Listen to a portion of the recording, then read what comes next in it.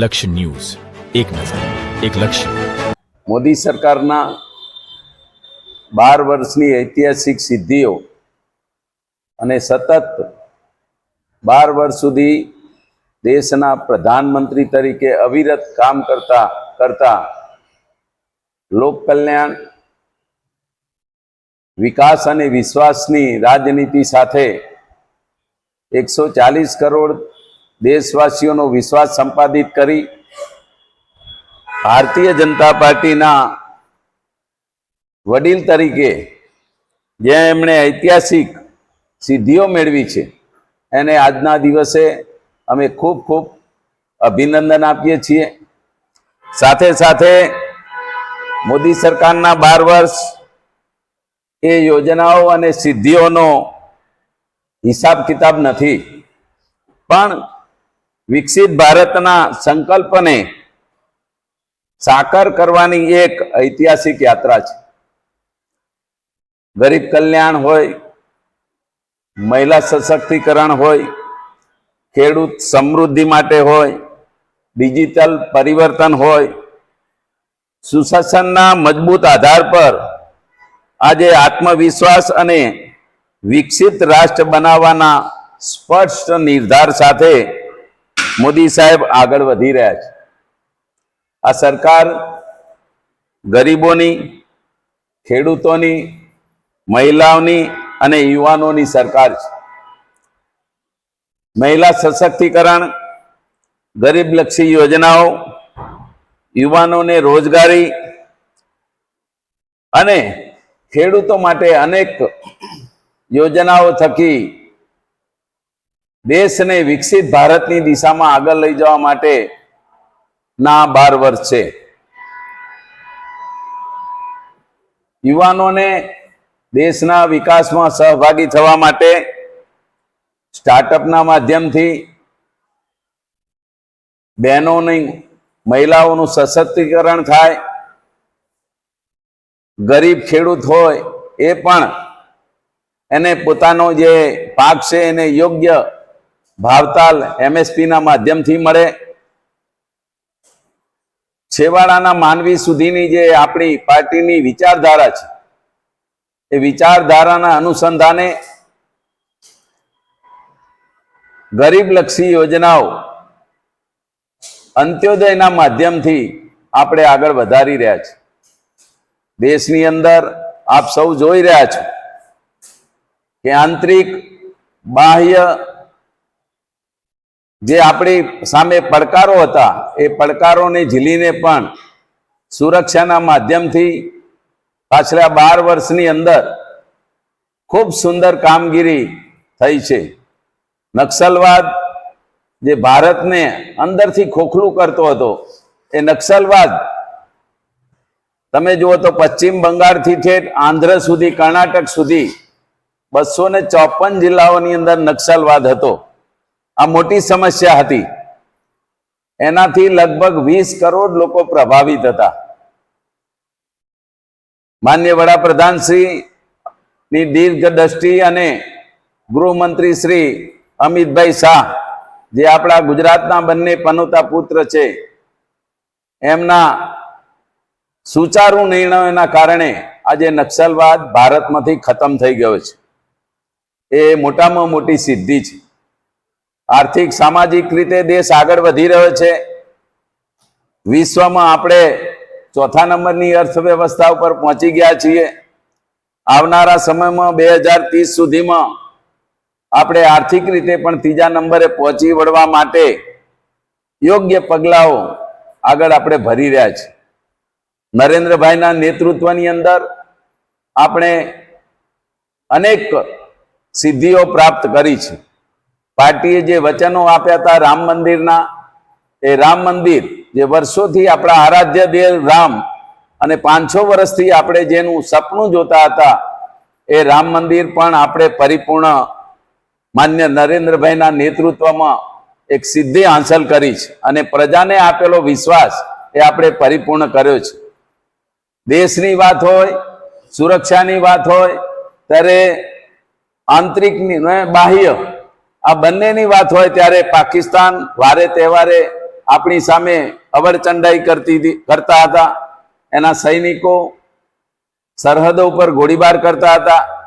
કાશ્મીર જે આપણું હંમેશા આતંકવાદથી ત્રસ્ત હતું, એ કાશ્મીરને પણ 370ની કલમ દૂર કરી અને આપણે આજે જોઈ રહ્યા છીએ કે અનેક યાત્રાળુઓ પોતે આજે કાશ્મીરની અંદર હરવા ફરવા જાય છે. કોઈ પણ જાતની ભય અને બીક વગર શાંતિથી આજે કાશ્મીર એ વિકાસની હરણફાળ ભળી રહ્યું છે. વિશેષમાં ખેડૂતો પોતે આગળ વધે, એને પોષણક્ષમ ભાવ મળે, એ માટે સમય સમય અંતરે પણ MSPના માધ્યમથી ખેડૂતોને આપણે ભાવ વધારો આપ્યો છે. માનનીય વડાપ્રધાન શ્રીના નેતૃત્વમાં પૂર્વનો જે વિસ્તાર હતો, જે આસામ છે, મેઘાલય છે, મણિપુર છે, પશ્ચિમ બંગાળ છે, આ વિસ્તારની અંદર પણ વિકાસ થયો નહોતો. અગાઉની સરકારોએ પૂર્વના વિસ્તારને હંમેશા અળગો રાખ્યો હતો વિકાસની દ્રષ્ટિએ. નરેન્દ્રભાઈના નેતૃત્વમાં નરેન્દ્રભાઈએ સતત પાછલા 10 વર્ષની અંદર 70 થી 75 વખત લગભગ આ પૂર્વ વિસ્તારની અંદર પ્રવાસ કર્યો છે. ત્યાંના લોકોની વાતો, ત્યાંના જે પ્રશ્નો હતા એને વાચા આપી છે, દેશના ખેડૂતોને વાચા આપી છે. સામાન્ય રીતે આપણે જોઈએ તો કિસાનોની માટે અનેક યોજનાઓ બનાવી છે. કિસાન પોતે આગળ વધી શકે એના માટે પાણીની વ્યવસ્થા ગુજરાતની અંદર તો પણ આપણે જોયું છે કે નર્મદાના નીર ઠેઠ બનાસકાંઠા સુધી, કચ્છના રણ સુધી પહોંચ્યા છે અને આજે ગુજરાતની અંદર એનો ફાયદો ગુજરાતના ખેડૂતો લઈ શક્યા છે. 12 વર્ષ સતત દેશની અંદર રાજ કર્યું છે, સતત ચાલુ છે. હજુ પણ એમના પ્રયત્નો દેશના વિકાસમાં આગળ વધી રહ્યા છે. 13 વર્ષનો એમનો ગુજરાતનો કાર્યકાળ એ સુવર્ણ અક્ષરે લખાઈ રહ્યો છે. ગુજરાતને એક મોડેલ રાજ્ય તરીકે નરેન્દ્રભાઈના નેતૃત્વમાં આપણે બધાએ એના મીઠા ફળ ચાખી રહ્યા છે. અનેક યોજનાઓ ગરીબોના ઘર સુધી પહોંચે એવી સુંદર આયોજન સમગ્ર દેશની અંદર DBTના માધ્યમથી કર્યું છે. લોકોને મળતી શિષ્યવૃત્તિઓ, યોજનાઓનો લાભાર્થીઓ, એ દરેકને DBTના માધ્યમથી આપણે બધા જ જાણીએ છીએ કે સમગ્ર દેશની અંદર ડાયરેક્ટ એના લાભાર્થીના ખાતામાં પૈસા જમા થાય છે. પહેલાના સમયમાં રાજીવ ગાંધી જ્યારે વડાપ્રધાન હતા ત્યારે એમણે પોતે કહેલું કે હું અહીંથી દિલ્હીથી 1 રૂપિયો મૂકું છું તો ગામડા સુધી જતા જતા 15 પૈસા થાય છે.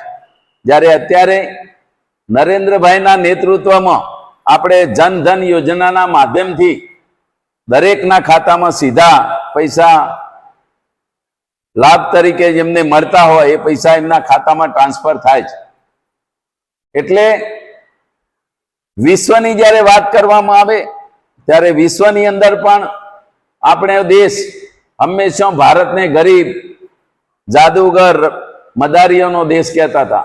આજે ભારત એ સમગ્ર વિશ્વની અંદર એક ઉભરતી હુઈ અર્થવ્યવસ્થા અને સાથે સાથે વૈજ્ઞાનિક દ્રષ્ટિએ પણ આપણે આગળ વધી રહ્યા છીએ. વિશ્વના અનેક વિકાસશીલ દેશો જ્યાં પહોંચી શક્યા નથી એવા ચંદ્રના દક્ષિણ ધ્રુવ પર પણ આપણા વૈજ્ઞાનિકોએ પહોંચવાનું જે સાહસ કર્યું હતું એ સફળતાપૂર્વક પૂરું પડ્યું છે. આવનારા સમયમાં આપણે વિશ્વની અંદર અવકાશયાનના માધ્યમથી પણ આગળ વધી રહ્યા છે અને એમાં એ ક્ષેત્રે પણ અનેક સિદ્ધિઓ આપણે પ્રાપ્ત કરી છે. એકલો વિકાસ નહીં પણ સાથે સાથે વિકાસ અને વિરાસત બંનેને પણ સાથે લઈ અને નરેન્દ્રભાઈએ પાછલા 12 વર્ષમાં કામ કર્યું છે. રામ મંદિરની વાત હોય, કાશી વિશ્વનાથ કોરિડોરની વાત હોય, સોમનાથ મંદિરની વાત હોય, આપણે ઉજ્જૈનની અંદર જે મહાકાલ છે, મંદિર છે મહાકાલજીનું, એનો પણ કોરિડોરનો વિકાસ આ સમયની અંદર ખૂબ સરસ રીતે થયો છે. દેશના પ્રવાસન વિભાગને પણ ખૂબ રીતે આગળ વધાર્યા છે. વર્ષો સુધી જેમને ભારત રત્નનો એવોર્ડ નથી મળ્યો એવા સરદાર વલ્લભભાઈ પટેલ, એમને પણ સ્ટેચ્યુ ઓફ યુનિટી ના માધ્યમથી 122 મીટર ઊંચી પ્રતિમા, વિશ્વની મોટામાં મોટી ઊંચામાં ઊંચી પ્રતિમા એ ગુજરાતની અંદર એમને પ્રસ્થાપિત કરી છે. ડોક્ટર બાબા સાહેબ આંબેડકરને પણ એમને સન્માન આપ્યું છે. કોંગ્રેસના સમયમાં બાબા સાહેબ આંબેડકરનું અપમાન થતું હતું, પણ એમને પંચતીર્થના માધ્યમથી જ્યાં જ્યાં બાબા સાહેબ આંબેડકરે કામ કર્યું છે એ સ્થળને વિકસિત કરી અને બાબા સાહેબને પોતાને એક સન્માન મળે એવું કાર્ય પણ માનનીય નરેન્દ્રભાઈના નેતૃત્વમાં પાછલા 12 વર્ષની અંદર કર્યું છે. વર્ષો થઈ ગયા પણ આપણે હજુ સુધી ગુલામીની જંજીરો, જે ગુલામીના જે વખતના અંગ્રેજો વખતના જે ઐતિહાસિક સ્થળોના નામ હતા એ બદલતા નહોતા. આ 12 વર્ષના શાસનમાં એમને અનેક ગુલામીના જે નામો હતા જે લખેલા, દાખલા તરીકે અકબર રોડ છે, ઔરંગઝેબ રોડ છે, દિલ્હીની વાત છે, સાથે સાથે રાજપથ રોડ છે, આ બધાને નામ બદલી અને સરકારે પોતે એને કર્તવ્ય પથ નામ આપ્યું છે. અનેક સારા સારા વ્યક્તિઓના નામે આપણા જે પૂર્વજો છે, આપણા જે ઐતિહાસિક સ્થળો છે એ સ્થળોને પણ સારી રીતે વિકસાવવાનું કામ નરેન્દ્રભાઈના નેતૃત્વમાં થયું છે. આજે ભારત 2047માં વિકસિત ભારત બને એ માટેના અથાગ પ્રયત્નો પ્રજાના સહકારથી આગળ વધી રહ્યા છે. 140 કરોડ દેશવાસીઓએ નરેન્દ્રભાઈના ઉપર જે વિશ્વાસ મૂક્યો છે એ વિશ્વાસના આધારે સમગ્ર વિશ્વમાં આજે ભારતના યુવાનો અને સાથે સાથે આપણા વિદેશ નીતિમાં પણ ઘણા ફેરફારો કરી અને ભારત વિશ્વની અંદર ડંકો વગાડી રહ્યું છે. આપ સૌ જોઈ રહ્યા છો કે અત્યારે જ્યારે જ્યારે પણ દેશના વડાપ્રધાન વિદેશ ગમન જતા હોય છે, વિદેશની અંદર જતા હોય ત્યારે લાલ જાજમથી એમનું સ્વાગત કરવામાં આવતું હોય છે. અગાઉના વડાપ્રધાનો જતા હતા ત્યારે કોઈને ખબર પડતી નહોતી કે આ ભારત દેશના વડાપ્રધાન છે. આવી રીતે દેશને સન્માન આપવાનું કામ પાછલા 12 વર્ષની અંદર નરેન્દ્રભાઈના નેતૃત્વમાં ભારતીય જનતા પાર્ટીની સરકારમાં દેશ આગળ વધી રહ્યો છે.